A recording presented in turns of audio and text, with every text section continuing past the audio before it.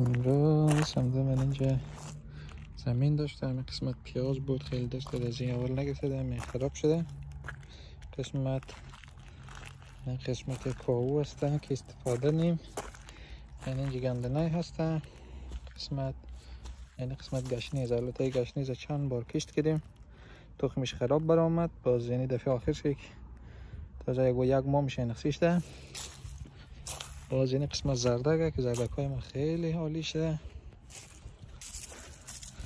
یک چیز خیلی خوبی که اینجا کشت دادیم، شلغم وطنی بود، خیلی مدت یک ماه شد، 1.5 ماه بارندگی بود، هیچ نتونستیم میره سعی علف کنیم، رفایش پوجی کنیم، یعنی علف هست، یعنی قسمت هایش را گفتم پوجی کردم، یعنی قسمت هایش را نقدر هایش، یعنی قسمت هایش مانده هم پوجینو.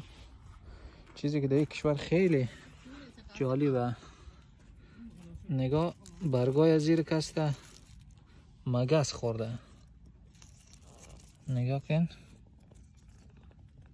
برگای زیر کلن مگس خورده، همه ایش را همجوری سوراخ کرده برگایش را. باز یک چیز دیگه خیلی جالب داریم، نعنای ما، یعنی کل سوم شه خیلی خوب رشد کرده.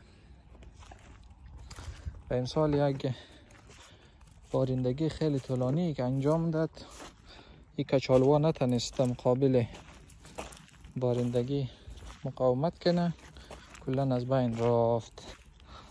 یعنی کچالو که بسیار خوب کچالو شده بود از ما بود. این قسمت نگاه کن کلا سوخته، اول بلگایش سیاه شد ریخت، اینا رو فقط تنهش مانده. البته نمیدونم که چقدر کچالو کده، ببینم اگر اون جای را فکر کنم اندازه تخم مرغ کمی کلانتر شده باشه. چند چیز در کشور نمیشه، اولی که مول سرخک یا مو تروبچه به قول ایرانیا که برو برگایش را هم پشم مخوره و موسونش را هم کرم میزنه. زردک در آب و هوا خوب است، گشنیز خود مقاومت داره، کاهو مقاومت داره، نعنا. من بیکار بودم آمدم که امروز کمی علف های شلغم بچینم، یعنی قسمت که پیاز بود یا علف هایش زیاد شده، ایر باید شخم بزنم تکبیل کنم که علف هایش کشتش نباشه، سال دیگه آمادش نه. یعنی چیز دیگه کمسایه میداره، ما شما در افغانستان میگیم که به نام انگور سگ، ولی نمیدونم نام علمی ازش چی هست، ولی اینا خیلی زیاد استفاده نه. نگاه کن خیلی زمین زیاد کشت کرده.